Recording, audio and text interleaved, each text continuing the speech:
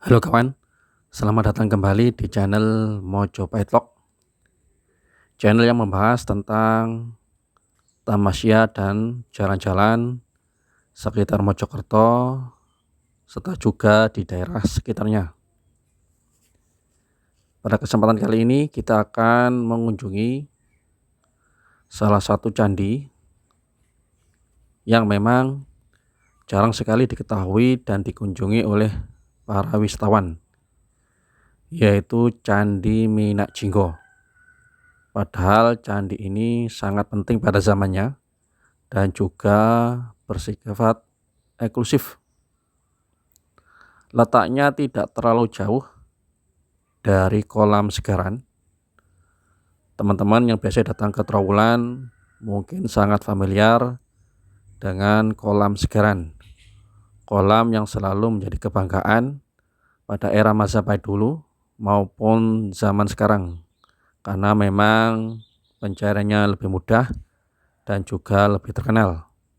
Apalagi dulu konon kolam Segaran digunakan sebagai tempat jamuan bagi para bangsawan dan tamu-tamu negara. Nah, ini letaknya tidak terlalu jauh dari situ, sekitar 100 meter ke arah timur dari kolam Segaran. Jika teman-teman punya waktu luang, silahkan kalau ingin melihat Candi Minak Jinggo ini. Ini adalah sebelah persis jalan yang menghadap ke timur. Jika teman-teman dari arah Mojokerto Jombang, jalan besar itu masuk, nah ini sebelah utaranya kolam Segaran, ada jalan ke timur. Silahkan teman-teman mengikuti alur tersebut. Nah itu sekitar 100 meter teman-teman akan menemui candi ini.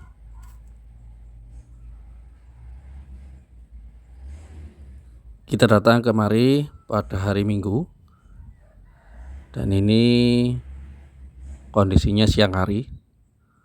Pengunjungnya sangat-sangat sepi, hanya 1-2 orang yang datang, atau juga mungkin kemungkinan karena memang bulan puasa, jadi teman-teman jarang yang keluar rumah.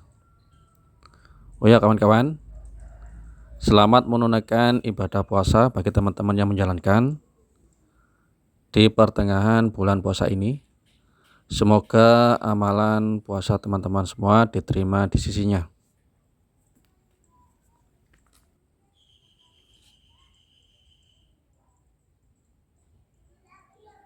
Memang kalau kita amati, daerah Trowulan ini memang menjadi basis atau banyak sekali peninggalan-peninggalan di zaman kerajaan Majapahit.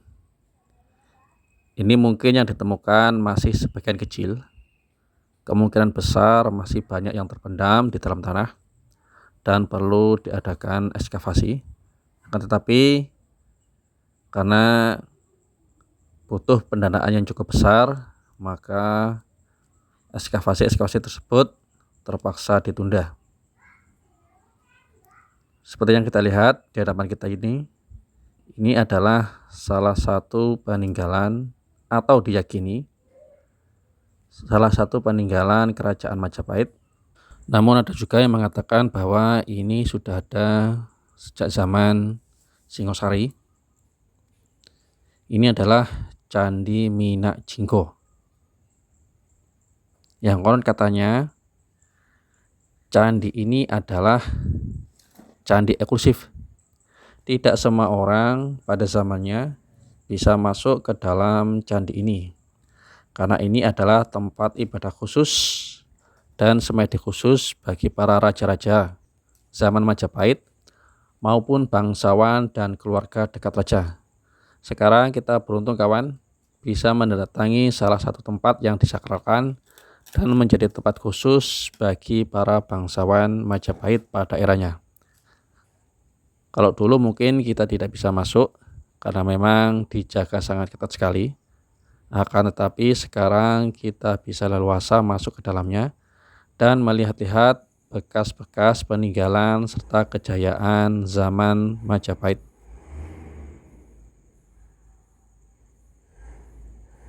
Sehingga sangat disayangkan jika tempat sebagus ini jarang dilewati dan dikunjungi oleh para wisatawan, terutama yang sangat menggemari tentang wisata edukasi seperti peninggalan jejak leluhur seperti ini. Karena ini adalah salah satu monumen atau peninggalan yang sangat istimewa. Candi Minak Jinggo ini lebih tepatnya berada di Dusun Unggahan. Desanya Desa Trowulan, Kecamatan Trowulan, Kabupaten Mojokerto, Jawa Timur. Bangunan Candi Minak Jinggo itu sendiri sekarang menyisakan struktur berukuran kurang lebih 27,8 dikali 24,3 meter. Sedangkan untuk pintu masuk Candi Minak Jinggo diyakini di bagian barat. Sedangkan untuk bagian tengahnya ini menjadi bagian utama candi sebagai tempat para raja beribadah menghadap ke arah matahari terbit. Candi ini memang cukup unik karena dilihat dari bentuknya sangat berbeda jauh dengan kebanyakan candi yang berada di sekitar Trowulan maupun candi-candi ciri khas kerajaan Majapahit. Karena biasanya kita temukan ciri khas dari kerajaan zaman Majapahit, candi-candinya sebagian besar terbuat dari susunan batu bata merah atau juga sebagian terbuat dari batu andesit seperti yang berada di Candi Kesiman Tengah, Pacet. Akan tetapi Candi Minak Jinggo ini keunikannya adalah tersusun dari susunan batu bata merah serta juga batu andesit. Hal ini yang menjadikan Candi Minak Jinggo ini sangat-sangat istimewa dan eksklusif karena memang peruntukannya dikhususkan untuk para raja beribadah dan juga para bangsawan. Jadi tidak semua orang bisa datang ke candi ini pada zamannya. Untuk pondasinya, Candi Minak Jinggo ini sendiri menggunakan susunan batu bata merah. Hal yang sangat lazim digunakan pada zaman tersebut dengan ketinggian sekitar 3,5 meter sampai 4 meter. Sedangkan untuk bagian tubuh dan kepala candi ini menggunakan batu andesit yang diukir dengan berbagai bentuk relief. Ini juga bisa menjadi bukti bahwa nilai-nilai seni yang berkembang pada zaman Majapahit sangatlah cukup tinggi. Untuk bentuk utuhnya sendiri, kata juru kuncinya sangat-sangat sulit untuk digambarkan karena memang sebagian bangunan candi sudah keadaan cukup rusak. Dan karena memang sekitar tahun 1977 ketika diadakan ekskavasi banyak sekali ditemukan bongkahan-bongkahan batu andesit di dalam Candi Minak Jinggo. Akan tetapi para arkeolog memang sampai sekarang cukup sulit untuk menggambarkan detail asli dari bangunan tersebut.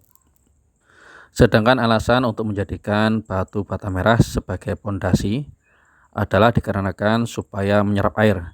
Karena bata merah itu bisa menjadi lebih kuat jika terkena air, sehingga sangat cocok untuk menopang bangunan di atasnya.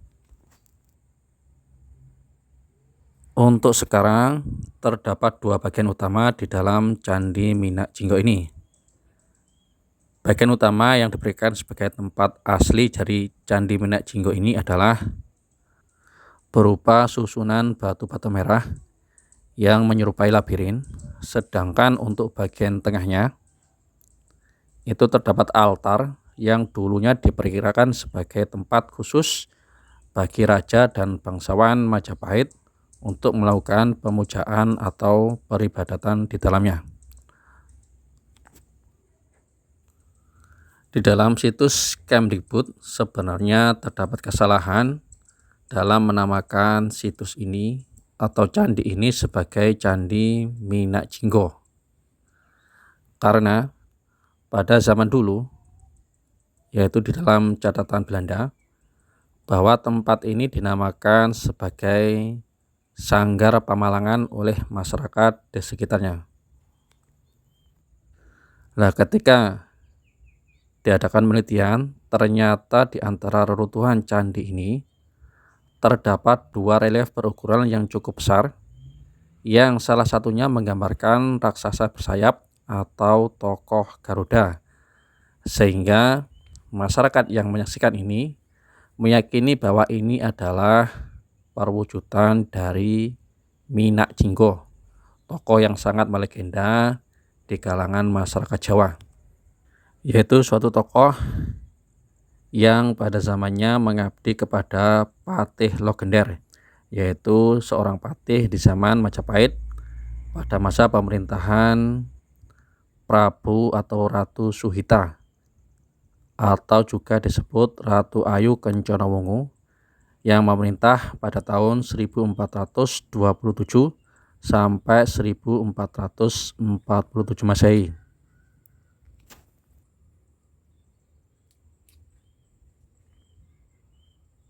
Pada waktu itu Ratu Ayu Kencana Wungu membuat sayembara untuk bisa mengalahkan Adipati Blambangan yang cukup terkenal yang bernama Minak Jinggo. Minak berarti bangsawan, sedangkan Jinggo adalah bermakna merah.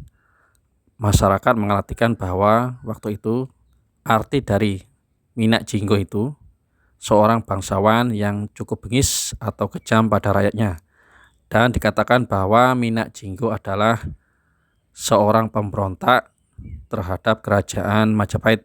Karena itu Ratu Ayu Kencana Wungu membuat sayembara untuk bisa mengalahkan Adipati Minak Jinggo, karena memang Minak Jinggo terkenal karena kesaktiannya. Dan pada akhirnya Damar Wulan berhasil memenangkan persaingan tersebut dengan mengalahkan Minak Jinggo dengan bantuan kedua istri dari Minak Jinggo, yaitu Wahita dan Puyengan. Kemudian Dharma Wulan akhirnya menikahi dua wanita bekas istri dari Minak Jinggo.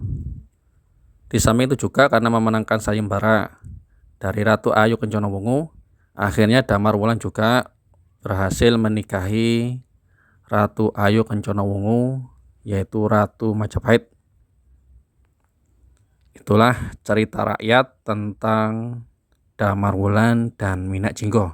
Ada yang mengatakan bahwa cerita ini fiktif karena memang sangat sulit untuk dibuktikan, tapi biarlah itu menjadi ranah wacana dan penyelidikan para arkeolog yang berwenang. Karena ini adalah butuh penelitian yang cukup mendalam, dan yang bisa melakukan itu semua adalah para arkeolog yang berkompeten. Untuk penentuan kapan ditemukannya Candi Minak Jinggo ini secara pasti belum ditemukan, karena menurut Kapten Wardenar yang diutus oleh Raffles yang menuju ke tempat ini, dia mencatat bahwa keadaan ketika ditemukan Candi Minak Jinggo ini dalam kondisi runtuh dan cukup menyedihkan. Hasil kerja Wardenar ini dituangkan oleh Raffles dalam bukunya yang cukup terkenal berjudul History of Java pada tahun 1817 Masehi. Kemudian juga ketika diadakan ekskavasi pada tahun 2007, berhasil juga ditemukan fragmen-fragmen terakota, kemudian ada mata uang kepeng, serta ada fragmen keramik dari dinasti Yuan yang berangka pada tahun 1279 sampai 1368. Ada fragmen miniatur rumah, genteng, fragmen relief, serta arca kodok yang terbuat dari batu bata putih. Untuk semua peninggalan-peninggalan maupun arca-arca yang cukup berharga, ini rata-rata dibawa ke Museum Agung Trowulan. Jadi teman-teman yang ingin melihat koleksi dari kerajaan Majapahit seluruhnya, atau peninggalan-peninggalan candi yang ada di sekitar Mojopahit, bisa mendatangi Museum Agung Trowulan. Karena memang di sanalah semua peninggalan yang bernilai dan cukup berharga, dan dikhawatirkan jika peninggalan tersebut berada di tempat aslinya akan hilang atau rusak, maka peninggalan tersebut akan ditaruh di sana karena memang lebih terjaga dan teman-teman lebih bisa untuk mengunjungi dan melihat-lihat lebih dekat peninggalan tersebut. Seperti bangunan-bangunan candi pada umumnya, pada masa kerajaan Hindu-Buddha, sebenarnya candi ini berbentuk cukup tinggi dan besar, akan tetapi karena memang kerusakan yang cukup parah, kita hanya bisa menyaksikan bentuk-bentuk peninggalannya seperti ini. Karena memang sangat disayangkan, kita bisa bayangkan suatu peninggalan atau tempat peribadatan para raja dan bangsawan Majapahit. Tentunya tempat ini sangat istimewa dan cukup tinggi, akan tetapi sekarang hanya sisa puing-puing saja. Semoga kedepannya nanti para arkeolog bisa menentukan dan membuat sketsa bentuk dari Candi Minak Jinggo ini, sehingga anak cucu keturunan kita bisa melihat peninggalan-peninggalan nenek moyangnya. Terima kasih kawan telah datang dan mampir di channel Mojopahit Vlog ini. Semoga video yang singkat dan sederhana ini bisa membawa manfaat untuk kita semua. Salam dari kami, Mojopahit Vlog.